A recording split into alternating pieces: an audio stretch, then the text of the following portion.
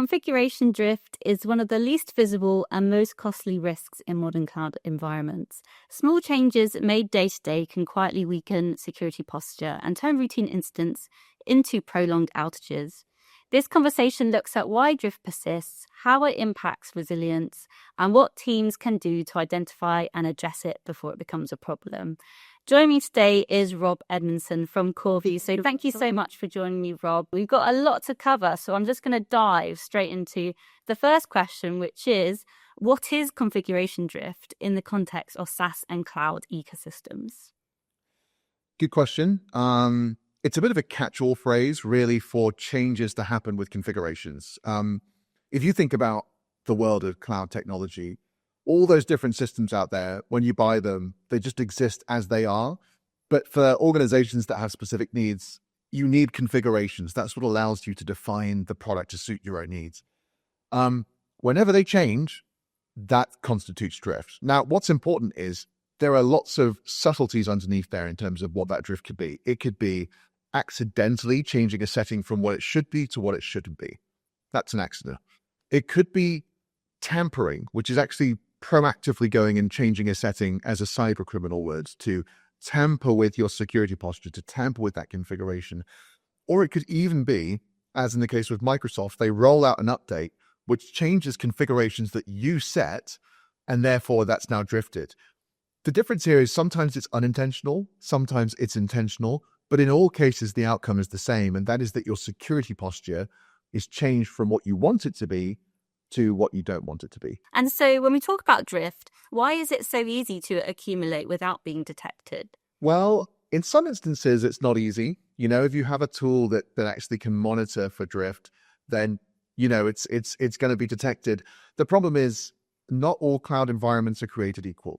So there are some cloud environments out there where drift doesn't really happen that much because they're so small and just not that important. Like, for example, everyone loves Canva. Everyone loves Monday.com. These are great tools, but there's not that many cyber criminals trying to get in there to tamper with the configurations because the impact's not that big. Neither are there that many administrators who are constantly playing around in there that are accidentally going to change them. So there are some environments where it's not even a big deal. And then there are some environments where there are so many configurations, and that not only is it the volume, but they're like mission critical. And despite that, there's no way to detect when drift is occurring. The world that I come from is focused on Microsoft and Microsoft 365. And one thing that actually shocks people is to learn the combination of those things. Firstly, how many configurations there are. It's like 10,000 different elements. The sensitivity of them. These are like, if you change these, your entire security posture can change from we are secure and resilient to we are vulnerable to an attack any moment. And despite that, in this particular environment, there's no way to detect drift. So it's really a case-by-case situation. But in the world that I focus on, Microsoft, it's just that there is no tool baked into Microsoft to tell you when these configurations change. So if we move on to see why drift happens, what are some of the operational behaviors or pressures that can cause drift to build? Yeah, so I think, one of the issues is overwork. IT teams have been stretched since the dawn of time and will continue to be more and more stretched. So that's not going to go away. The real challenge comes as pressure builds. And what you're doing is you're measuring certain outcomes, right? Like time to resolution or help desk tickets. We're really good at measuring these numbers. What we don't measure is, as we push forwards to try and achieve those goals, what other issues accumulate that we're not monitoring for? And I think one of these things that people are waking up to is the fact that if you have 20 help desk administrators who are busy all the time and most of their work is happening in Microsoft 365, they are fiddling with individual configurations, large-scale tenant-level configurations all the time as part of their role. And we don't really have a mechanism to determine whether or not those configurations are changing, who changed them, and have an audit trail. So I think just pressure on people. The other side of things is, if I'm a cyber criminal and I manage to get access to your environment, I know it's 2026, right? I know I'm probably going to get kicked out. You're probably going to catch me before I have a chance to fulfill my objectives. So whilst I've got a foothold, what should I do?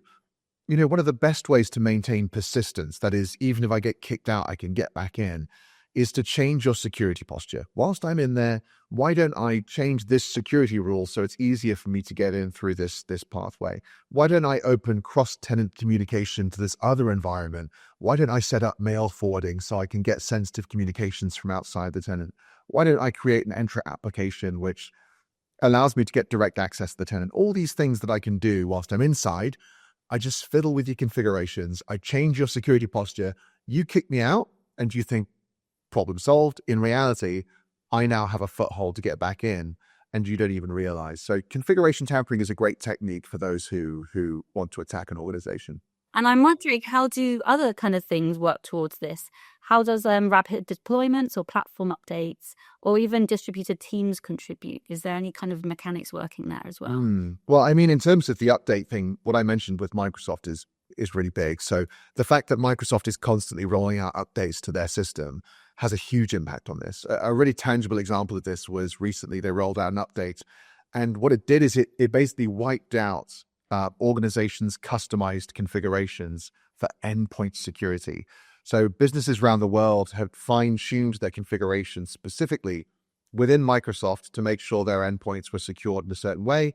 This went in and deleted those profiles. People didn't even realize until something happened. They went in, they looked, or some sort of attack happened. So updates being rolled out for Microsoft absolutely have an impact. Distributed teams, I don't think there's a huge correlation, but I do think it's just worth acknowledging that if you have distributed teams, it means you're in a very large organization. And the larger these organizations get, the harder it is to monitor for configuration changes. If it's just me and I'm the only person accessing the Microsoft environment, the ability I have to monitor for drift is not too bad. I can always go in there and check because the changes are so small. Now scale that up to, 100 IT admins distributed across the world. Well, how does any individual keep on top of all the changes? What we do here is organizations actually recruit people to continually go through and just audit the entire environment to check for changes. And we've been in conversations with many global brands you would know about, and they'll have a team of 1, 2, 3 people whose job is literally to do this over and over again. So when we talk about global organizations, distributed teams, that sort of thing begins to happen because organizations they realize, oh my gosh, we have no way to detect when these changes happen. We better do it manually. And I'm wondering, through your experience with this configuration drift and the kind of challenges that come along with that, have you encountered any misconceptions about it? Or is there something that organizations should be aware of that maybe they haven't thought about? One of the biggest misconceptions is there's a rift between the people who realize this is something they have to solve, and therefore there is no misconception because they realize this is critical. I've got to have control of this. But then there are still some folks who, and even though they're working for large organizations, they're very senior, when you tell them, hey, you have no way of detecting when your configurations are changing, and also Microsoft isn't keeping your configurations backed up, sometimes they're like, oh, thank you for telling me this. Sometimes they say, I don't even believe this. I'm going to go and check it, which is fine. But there is a misunderstanding here because most people aren't thinking of Microsoft 365 in terms of configuration. They think of data, they think of email, they think of SharePoint, they think of identities. But because the environment's become so big, the level of configuration associated with it is now vast. And, for example, we've worked with one global client. They have over 1 million unique configurations in their environment. And what they decided to do was to run a test. They decided to see, look, if we lost access to our Microsoft tenant and we had to build it from scratch, how long would it take us to reconfigure that environment? And when they did the tests, they found it would take them about 20 to 30 days to get operational again. I can't tell you who the brand is, but if they went down, the entire global economy would be impacted. So, these are organizations who are doing these tests and realizing, oh my gosh, we have no way to back up and restore our configurations. And, that they were people who came proactively to us to have a conversation. There are many folks out there who are still kind of just beginning to realize, wow, this is so important. We have our data backed up, but what about the tenant that the data goes back into? How do I restore the configurations if someone takes over that environment? So maybe misconceptions not a good word. I would just say education. I think there's this is a new idea, and when people realize how important it is, often they're really keen to find a solution. We talked a little bit about, when there's a weakened posture, security posture there, and you mentioned that example about a firm that had that rebuild and being operational again took 30 days. And so could you walk us through what a typical rebuild very briefly would look like for, say, like a standard mid-sized organization? Day by day, what's the kind of expectation as someone who doesn't really know the ins and outs of how one would become fully fledged and functional again? Yeah, I mean, the truth is I can't, and that's the problem. There is no standard model for how you rebuild a Microsoft tenant, but let's kind of run through it, and I'll explain why that is. So let's just imagine this organization has, I don't know, 5,000 users around the world, and scenario one, a cyber criminal has gone in and they have tampered with some configurations, maybe deleted a bunch of them, but the problem is the organization knows that something's happened, but they don't know how many configurations have been changed. What you have to do in this situation, in order to have confidence that your environment is configured, is you have to go through and audit everything.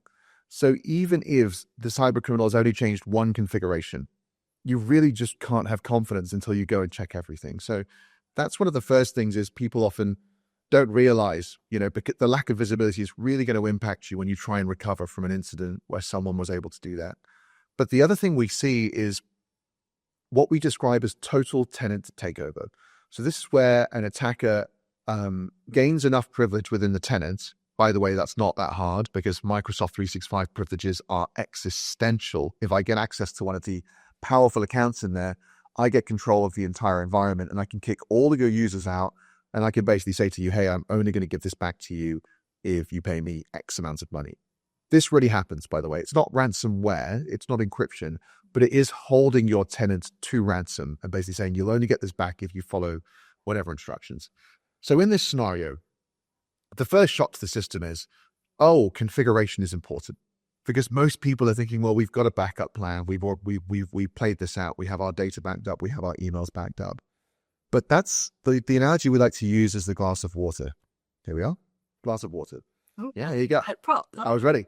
So the water inside the cup is the data, but the cup is the Microsoft tenant, and that's built up of all these configurations. Now, cyber criminals obviously attack data, but they also attack the cup. If I throw the water out of this cup, you can just pour water back in because you've got loads of water, you've got your backup. Cyber criminals are like, they're also attacking the cup. So they might smash it on the floor and you've got to rebuild it. The shock for people is when this total tenant takeover happens, they're realizing I've got my data backed up. I don't have my tenant configurations backed up. So in order to actually get my data into a secure environment, the first thing I've got to do is figure out how do I want to configure my tenant? Because have I even documented it? That's a huge question which many people can't answer. Then I have to begin prioritizing which elements of the environment I configure first. I have to figure out for myself, where is the line in terms of the amount of configuration I need to do before I can put anyone in? Because really, you've got to do at least some basic configuration before you can get operational again. And then I can put people in. Is that going to be 5 days? Is it going to be 2 weeks? That's a really big question in a crisis moment. And another thing that people often don't realize, and we've been learning this through the instance we've been involved in, don't assume that your data backup is going to work if your Microsoft tenant configurations aren't where they should be. And I think the reason for this is data isn't abstract. Data is connected to identities. It's connected to objects. In a Microsoft tenant, I have an identity. That identity has permissions to get access to files and to data. So if the environment, the identities, the resources, all these other configurations, the groups, if they're not where they were, you might find your data doesn't restore properly and doesn't function. So these are two sides of the same coin. So to answer your question, what does it look like? It's messy. The process is going to require a lot of learning and a lot of playing around, and it's going to be happening with a critical environment that frankly you can't afford to have down for any longer than an hour before your business is severely impacted. So unfortunately, we learn about this from people who go through this the hard way. But fortunately, because of tools like CoreView with the configuration backup capabilities and other capabilities that are out there, you're going to be able to actually deal with this and have a full comprehensive business continuity plan. We've talked a little bit about what, getting back online may look like, and how you've experienced, firms going through this and the kind of indicators now that have cropped up. I'm wondering if you can share any of those early signs that you've learned along the way, what people should really pay attention when they're noticing some of this configuration hygiene that's slipping. Yeah. It's very hard to tell because there are so many configurations, depending on which ones I change, you might not notice anything. That's what we would call quiet configuration drift. And that can be pretty intentional. The idea is that I just open a doorway here that you're not going to notice. It's not going to have an impact. So how would you even know unless you got alerting? So unfortunately, there are some kinds of tampering which are designed for you not to notice. And then there's loud configuration tampering, which you're going to notice. And then by that point, all your users have been kicked out or something's happened. Or in one instance, we had a very big customer.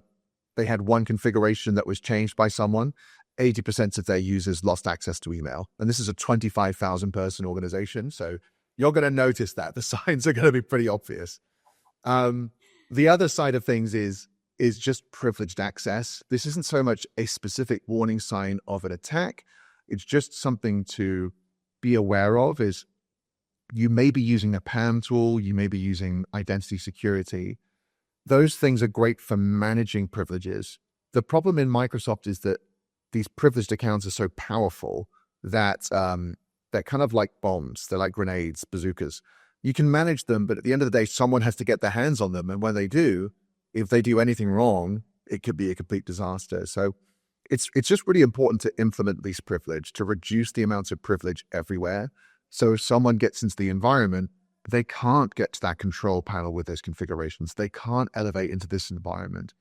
So take a serious litmus test of the amount of privilege you have, and ask whether or not people can move through the environment effectively. That's very important. The other warning signs, unfortunately, are just going to be signs of disaster because it's so easy in Microsoft to accomplish these attacks. So maybe not what you wanted to hear, but I think a realistic view. For sure, and it is definitely helpful. And alongside keeping an eye on these privileges, are there any other practical routines? You said about taking litmus tests and being really thorough with analysis and what people have access to. Are there any other structures to help teams stay on top of this drift? Any other kind of processes that they can go through? Yeah, absolutely. I mean, there's organizations I mentioned a moment ago who have groups of people who go through and review configurations. That is what you've got to do if you don't have anything in place. So get an Excel sheet, build out a table of your most sensitive configurations, your most critical ones, and review them frequently. Take screenshots of your control panels and make sure that you know exactly which settings are supposed to be where, and review those on an ongoing basis. And then this not only acts as a mechanism for you to do this manual process, but in a disaster, at the very least, you've got your most critical configurations documented and screenshots. That is not going to be the best option in that situation, but it's a lot better than starting from, we don't even know what should be configured where. The other thing I would recommend is having some sort of process whenever someone wants to change those most sensitive configurations. That should include sign-off, approval, and ideally testing the configuration change in a different environment. That's also tricky because how do you make sure that test environment really replicates the real environment? It's very hard to do that without automation, but Microsoft recommends having robust change management for the platform, because if someone goes in there and changes your conditional access policy, you might find all your users are left out of the tenant. Or if someone changes that email policy, suddenly 80% of users can't use email. You really need to have some process to avoid these things from happening. And on that level of policy there, we talked a little bit about people on the ground and people who are the ones kind of overseeing this. How do you think leaders should think about drift when setting kind of company-wide policies or governments within organizations? Obviously you could just say no drift. That's not very helpful. Yeah. So, imagine a graph where you highlight your most sensitive configurations, and you put things on a spectrum. And I think this is the best way to start, because what you've got to figure out is which configurations, if they're changed, are going to have huge impacts and which ones aren't. And this is the contrast between Monday.com and Microsoft 365. And, the reality is that not all SaaS applications, people still think of 365 as a SaaS application, but really it's this huge system, but they're not equal. So don't treat them equally. For Monday in Canva, you're going to find you can buy like an SSPM tool, a SaaS software security posture management tool, and it can just monitor the very basics of these low-level SaaS apps. When it comes to a big thing like Microsoft 365, you're going to want a different approach because those are so critical. And, one of the things we've actually, I thought about this recently, is you can either bypass email security tools and bypass endpoint security tools using the native controls in Microsoft. So they're upstream of even your most critical security tools. So yes, I put it on a spectrum. And it won't just be Microsoft, by the way. There are other environments out there that'll have really sensitive configurations that you want to stay on top of. But at least this way, you know where to start with your focus. And like I said, go and build out that spreadsheet and go and build out at least, an internal understanding of which configurations just cannot change. Would that be your number one recommendation for 2026, is just making sure everything's documented? Or is there something else that you would like to kind of offer a piece of wisdom for this year? I was about to nod to the idea of documenting everything in 2026. And I just had this flash of feeling that the younger Rob would look at myself and be like, what's happened to you? Why are you recommending as your number one thing for 2026 to document more? But it is, unfortunately, it is the recommendation. You've got to have an understanding of what your configuration state should be. Think about it as the definition of your security. If someone can change your configurations, they can change your security posture. So it's just critical. It's critical that change can't happen.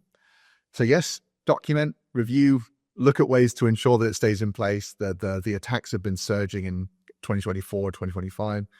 As I've mentioned, we get called into a lot of breaches where this is happening. So it's really important. And that would be my number one recommendation. Well, thank you so much, Rob. This has been such an enlightening conversation with you. It's great. Yeah, thank you, Rebecca. Appreciate it.